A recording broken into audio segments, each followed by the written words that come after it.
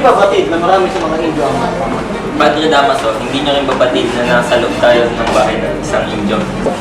Maaring masukan mo si Kapitan Tiago. Matagal lang ang pinagpalagay ni Tiago na siya hindi isang Indio. Inuulit ko, wala nang tatalo sa kamangmangan ng isang Indio. So mga kaibigan, sinigagala kong pakilala sa inyo.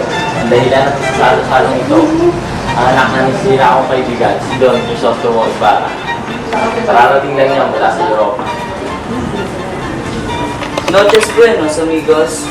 Sa mga kura sa aming bayan at sa pinakamatalik na kaibigan ng aking ama, Padre Damaso. O manhin, saan pa siya kami? Hindi ka nagkakamali. Ako nga si Padre Damaso. Ngunit kailan may hindi ko naging kaibigan ng iyong ama. Kayo na nga ba ang masirang anak na Rafael Ibarra? Sa inyo lingkod, Senyor Tiniente. Kaya natin. Naway mas maging mapalad kayo kaysa sa inyong ama. Maraming salamat po. Handa na po ang mga hapon.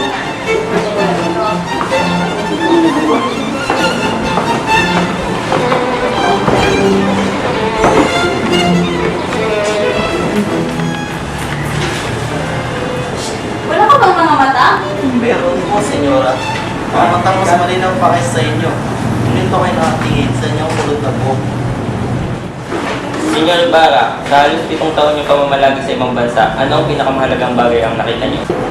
Nang natutunan ko ang kasaysayan, nalaman ko ang kalayaan o pagkabihag ng isang bansa ang nagdidikta ng kasaganahan o paghihikaos nito. Nagawa mong gustahin ng iyong yaman para lamang dyan? Wala ka bang nakitang mas mahalaga? Isa kang bulag. Maging ang batay, alam niyan. Natutuwa-taot palagay sa akin ng loob ng dating bura. Naway ipagpaumanhin ninyo, nanggaling pa ako sa malayong biyahe at may asikasuhin pa akong mahalaga bukas para sa Espanya at Pilipinas. Huwag ka munang umalis.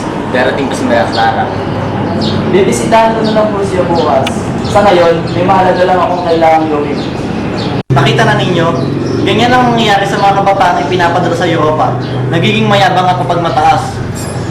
Kaya narapat lamang na ipagpapawal na ang pagpapadala ng mga kabataan sa Europa. Senyor Ibarra, Tiniente, kayo pala, inulat po ninyo ako. Mag-ingat ka, senyor. Maging aral sana sa inyo ang nangyari sa inyong ama. Ilang minalalaman ka sa pagkamatay ng aking ama. Pwede niyo bang sabihin sa akin? Wala ba kayong nalalaman? Sa pagkakaalam ko, namatay ang inyong ama sa loob ng bilangguan. Sa bilangguan? Nabilanggo ang aking ama? Hindi mo ba kayo nagkakamali lamang? Maaari niyo bang sabihin sa akin ang buong pangyayari? Bakit mo siya nakulong? Noon, may isang Kastila na mas ugali na naging kolektor ng buwis. Nang siya yung minsan mangolekta, napagkatuhan siya ng mga bata. Ate, di ba? Hindi ba't hindi siya marunong sumulat para sa ng lapis? Tigilan niyo ako. Baka kung ano ang nagawa ko sa inyo. Anong sabi mo? Ikaw, anong sabi mo? Nagbibiro lamang po ako. Bitawan mo sila! Hindi ko kaya saktan mo ang batang ito!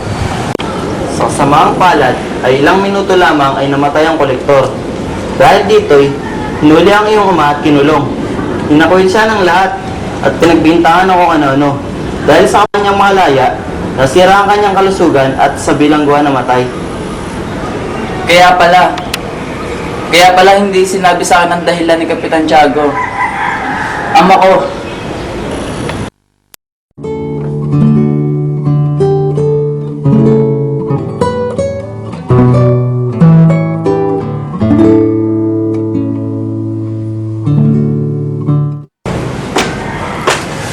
magandang araw, Tia Isabel.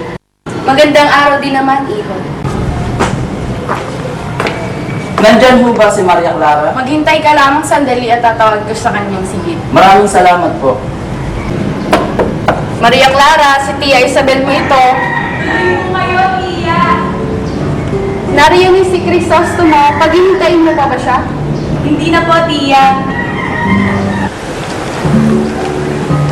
Hindi pa rin kumulabas ang nagkagagdahan, Maria Clara.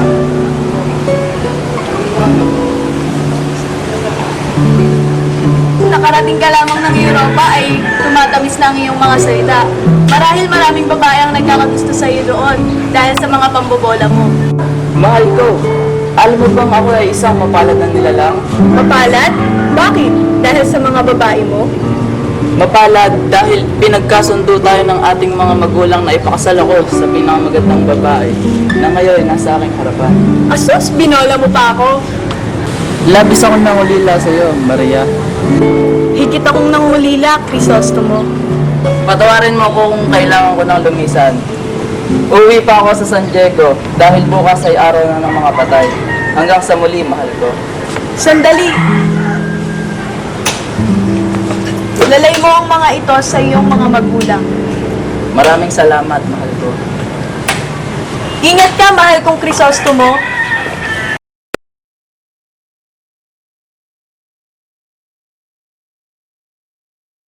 Sino nagbaba utos niya? Pumili ka na nga sa kakatawa at maghukay ka na lang. Ayoko na maghukay.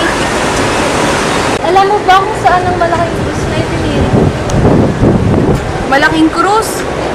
Sinunog ko na iyon. Ano? Bakit mo naman ginawa yun? Napag-utusan lamang ako ng malaking kura. At anong ginawa mo sa bangkay? Sinabi sa akin ng malaking kura na ilipat ko raw iyon sa libingan ng mga inchik.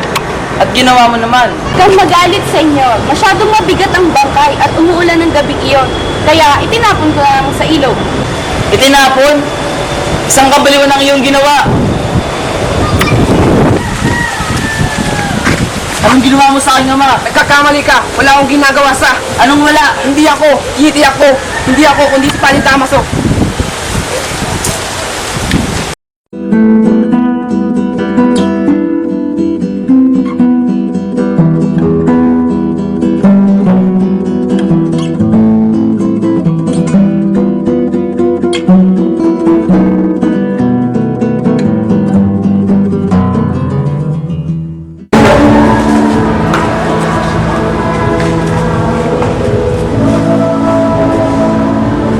Gaano bang kinita mo ngayong buwan, kuya? 2 piso lang. Bakit? Gusto ko kasing bayaran mo ang sinasabi nilang ninakaw ko. Di ba 2 piso ang binibig na nila sa'yo? Kahit sa trabaho dito, babayaran mo. Ngunit wala akong ninakaw, kuya. Hindi ako nagnakaw. Nalaman ko ng inay. Natatakot ako. Tahan na. Tahan na. Hindi rin naman manitiwala si inay. Tahan na. Huwag kang mawawalan ng...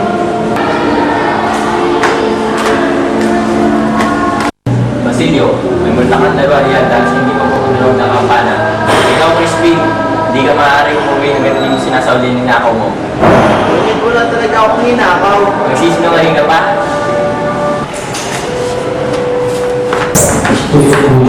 Matagal na po ako pinigil ng inay. Kaya pagbilisan ko. Kaya doon mo ang ninakaw.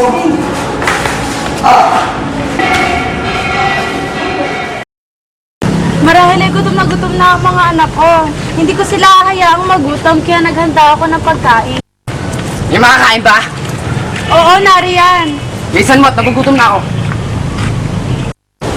Paano yung mga anak mo? Wala nang matira. Bakit? May problema? Wala. Asan asan ang mga batang? Nasa kumbento pa pero uuwi rin sila. Sandali lamang, hindi mo ba sila hihintayin? Inutusan mo ba ako? Aalis ako kung kailan ko gusto.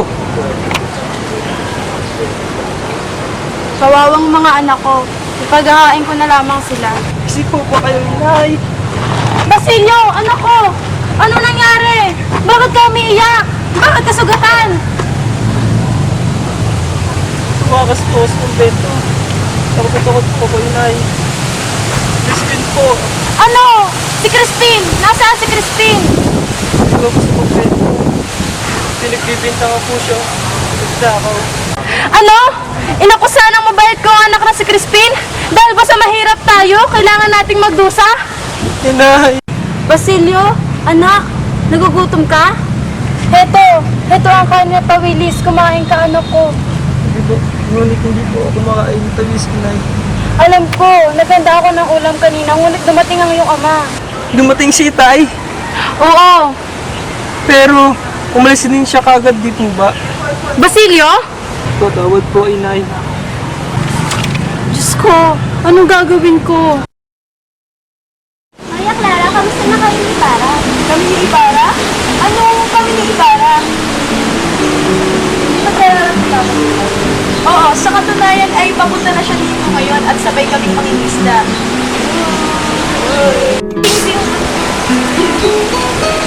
Oh, nandito ka na pala, Crisostomo. Maaari na ba tayong umalis, mahal ko? Kung iyon ang iyong nais.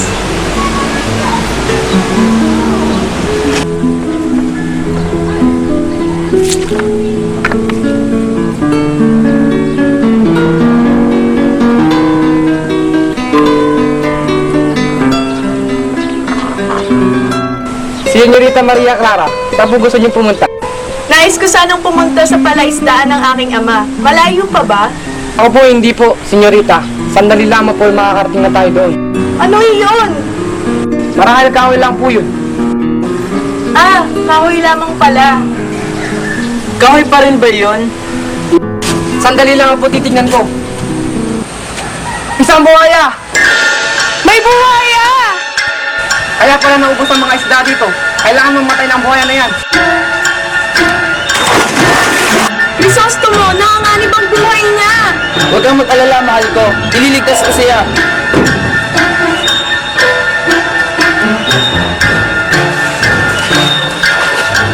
Ibarra! Nasaan na sila? Baka kung ano nang nangyari sa kanila.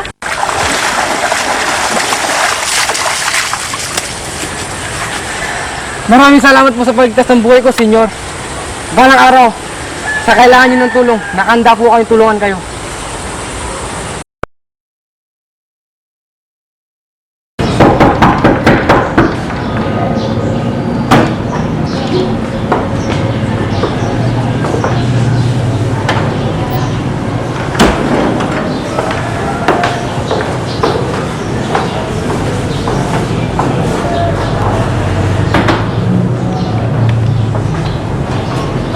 Don Crisostomo, nariyan pala kayo. Mayroon ba akong magtulong? Tandang Pasyo, may gagawin sana ako na nais ko maging maganda ang resulta. Magpapatayo ako ng paaralan.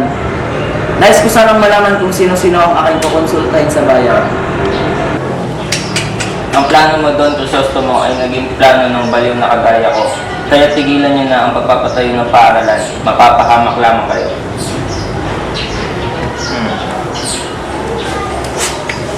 Pero, ang ikalawa kong payo ay kumonsulta ka sa kanila. Magkunwari kang sinunod mo sila.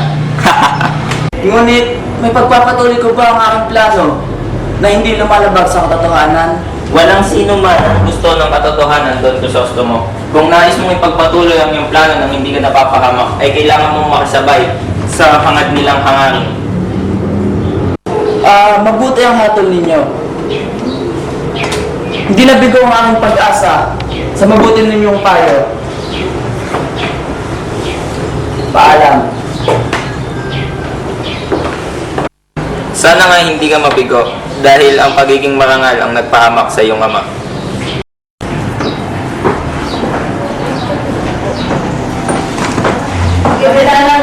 Padre Damaso. Mahal ko, nagustuhan mo ba ang pagkakagawa ng ipinanalayo kong paaralan? Siyempre naman, mahal ko. Hindi man lamang niya ako binati sa aking pagdating. Talagang tumataas na ang tingin niya sa kanyang sarili. Nakarating lamang ng Europa, abay akala mo kung sino kong umasta. Huwag mo na lamang intindihin ang kanyang mga sinasabi, mahal ko. Kung alam mo lamang kung gaano ako nagtitiis sa ulang iyon. Katulad lamang siya ng kanyang ama. Akalain mo isang disente, ngunit hindi rin naman marunong gumalang sa batas ng simbahan. Patawarin mo ako, Maria Clara, ngunit hindi ko na matitiis pa. Tama lamang niya siya parusahan. Mamamatay sa kulungan at Hahayaan mo insultuhin mo ako. Ngunit huwag na huwag mong babasusin ang alaala ng aking ama. Magdurustigi ka, Ibarra. Alagad ng Diyos ang kinakalaban mo. Alagad ng Diyos? Ito ba sinasabi niyong alagad ng Diyos? Siya ang dahilan ng pagkasira ng aking ama na naging dahilan ng pagkamatay niya. At ngayon, nagawa niya pang insultuhin nito? Ganito ba ang sinasabi niyong alagad ng Diyos? Crisostomo, pakiusap, alang-alang man lamang sa sa akin, huwag mong saktan si Padre Damaso. Kundi lamang kita mahal, Maria Clara. Nakita niyo sana kung may dumatalib ang dugo dyan sa taong iyan.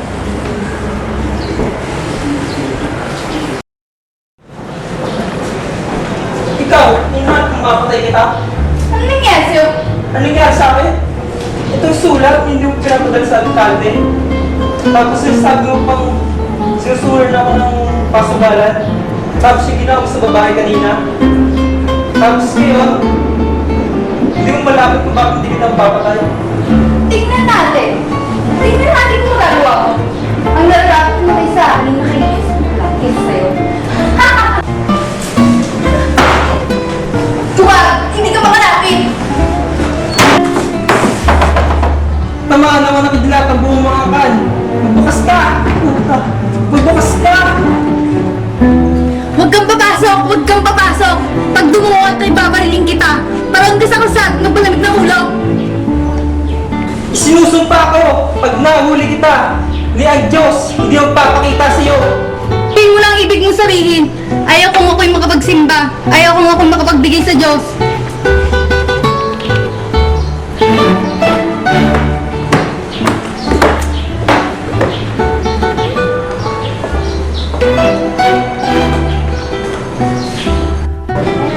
Tunay nga ba umalis ka? Naririyang ka, kabron! Asistente! Umalis ba ang Panginoon mo? Opo, umalis na po.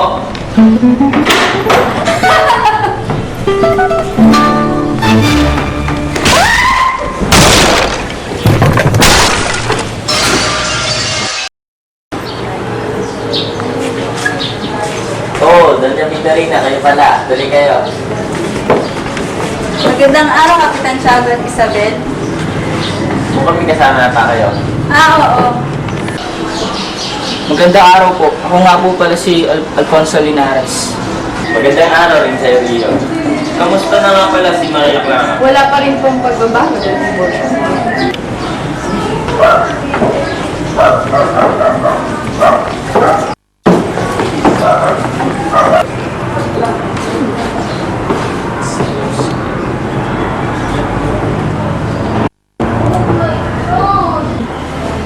Iha, kamusta na ang iyong pakiramdam? Sumasakit pa rin po ang aking ulo. Doña Victorine, siya po ba si Maria Clara? No, Alfonso. Tunay nga po napakaganda niya. Magandang araw po, Padre Damaso. Nasaan na siya? Nagpapahinga na po siya sa kanyang silid. Maria Clara, Padre Damaso, maraming salamat po sa inyong pagbisita. labis ako nag-aalala sa iyo, Iha.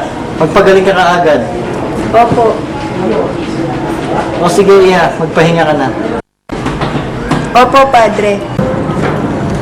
Padre Damaso, Victorina, sino yan kasama mo?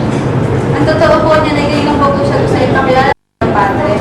Siya po si Alfonso Linares, ang inaanak ng inyong bayan. Pinaalam mo na ang kuya. Ikaw na nga ba ang hinahanap mo dito?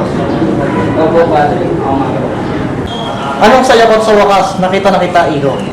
Ako rin po, Padre. Tagal ko po kayo gusto makilala. Nandito rin po siya upang maghanap ng mapapangasawa, Padre. Pangasawa? Madali lang yan. Naghintay ka lang.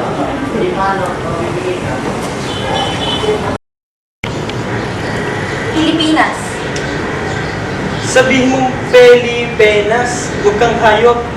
Hindi mo ba alam na salitang Pilipinas ay naggaling sa salitang Felipe? Pilipinas. May tao ka? Hindi mo ako sabing Felipe? Alamin mo na si Haring Don Felipe V.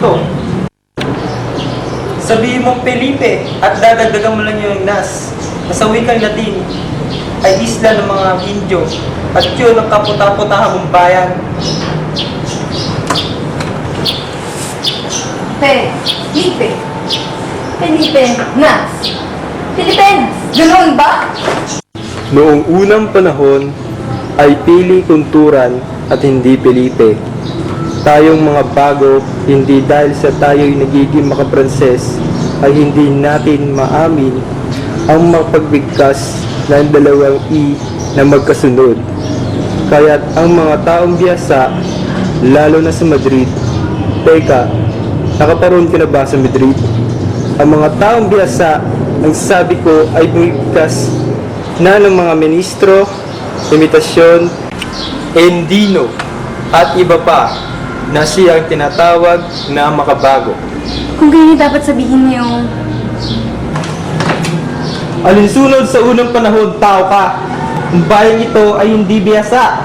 Alinsunod sa unang panahon, Pilipinas.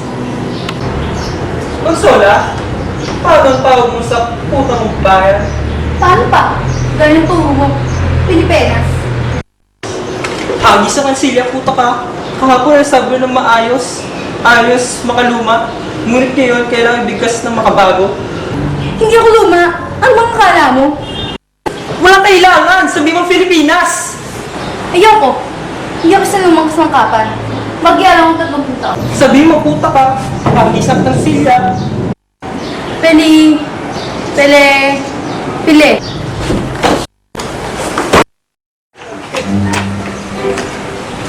Pwede, ano ba naman yan? Ang papangit ng mga dumadaan. Hoy, labandera! Kami ba ang pinariringgan mo? Bakit? Natamaan ka ba? Ano na sinabi mo? Labandera? Gusto mong labanti ang kulot mong buho o di kayo gusto mong plancha ito pa? Hoy, matandang mangkukulam! Kung makapagsalita ka, kung sino ka maganda? Gusto mong mag-toast tayo? Hindi kita urungan!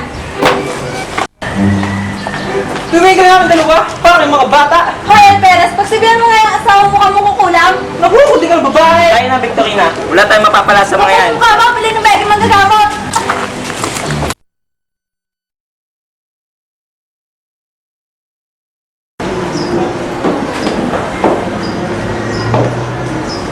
Tiburcio, bakit hindi mo man lang ang hinamon ng mayabang na Alperes na yun? Mukha bang may laban ako doon? Ikaw, Alfonso, binabalaan kita. Pag hindi mo sila hinamon, hindi ka makakasal kay Maria Clara at malalaman na lahat ang tunay mong pagkatao. Tao po, tao po. Elias! Senyor Ibarra, umalis na po kayo sa lugar na ito. Iligtas po niyo ang sarili. Anong ibig mong sabihin? May pag-asa pong magaganap at kayong pagbibigta na nagpasimula nito. Ngunit sino Hindi ko po alam kung sino po nagpasimula nito, senyor. Ngunit anong dapat kong gawin? Ipunin niyo po ang inyong mga papeles at sunugin ang mga ito. Magtungo kayo kahit saan, yung hindi po kayo masusundan. Alam ko po na mahirap na basta-basta na lamang kayong may sa bayang ito. Ngunit wala na pong ibang paraan. Maraming salamat, kaibigan. Sino yan? Bakit po? Arestado ka! Sumamak sa amin!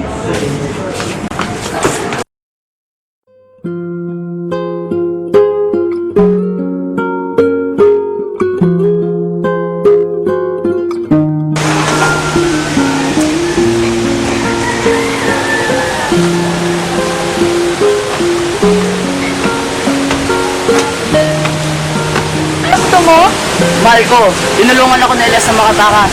Patawarin mo ako, mahal ko. Hindi masama ang loob ko sa'yo. Ako ang patawarin mo. Dahil kailangan ko nang lumayo sa'yo sa lugar na ito. Hindi. Hindi mo kailangang humingi ng patawad. Dahil nasisigurado kong mag-aalinlangan ka sa akin kapag Nalaman kong nalaman mo ang tunay kong ama ay ang pinasusuklaman mo si Padre Damaso. paanong Basta, tandaan mo, ikaw lang ang mahal ko ang Crisostomo. paalam, Maria Clara.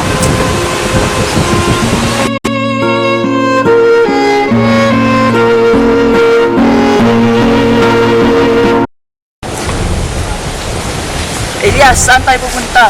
Sa isa ko pong kaibigan sa Mandaluyong, senyor. At pagkatapos, Mamumuhay po kayo ng tahimik doon sa isang bansa. ako lamang, bakit hindi ka sumama sa akin? Mamuhay tayo na parang isang magkapatid. Para saan pa? Para makabawi ako sa mga kasalanan ng aking pamilya at sa mga tulong ko sa akin. May paparating! Magtago kayo gamit ang damo. Marunong po ba kayo magsagwan? Oo. Iligtas po niyo yung sarili. Iligaw ko po sila. Huwag, Elias! Lalabanan natin sila! Magkita na lang po tayo sa Leche Buena sa puntod ng inyong lolo.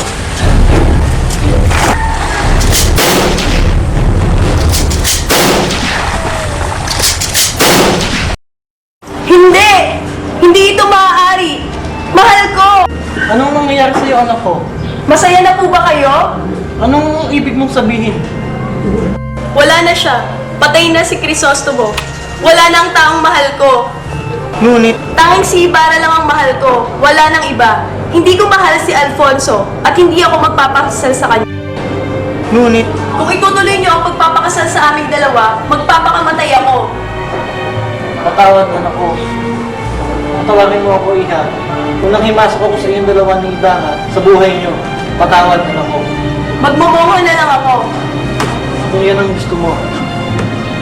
Diyos ko, ito na ba ang parusa sa lahat ng aking nagawang kasalanan? Laron sinta, buko ng papaya, dala-dalay. Inay! Sino ka? Ako po si Basilio, ang anak niyo. Anak? Hindi kita anak! Hindi kita kilala. Inay, huwag po kayo matakot sa akin. Basilio? Opo, ako nga po, ang anak niyo. Inay! Inay! Bakit mo ako iniwan? Iho, Sino po kayo? anong gusto mong gawin sa inay mo?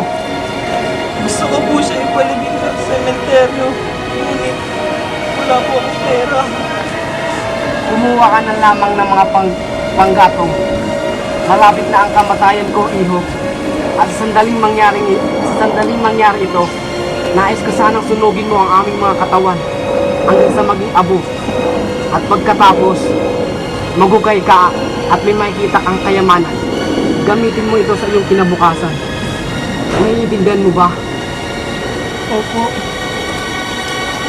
Mamamatay akong hindi masisilayan ang pagsikat ng araw sa aking bayan.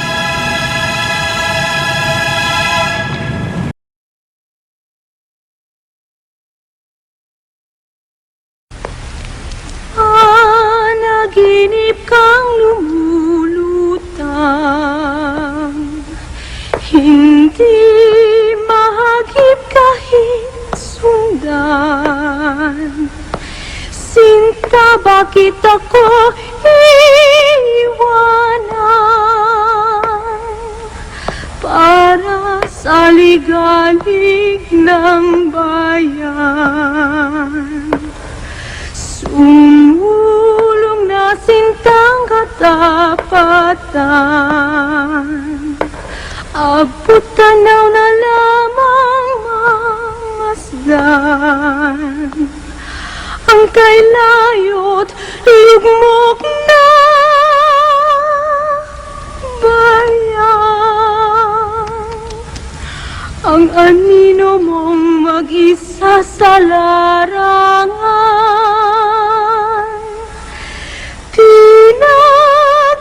pinaglikis kang ligaya at lupit.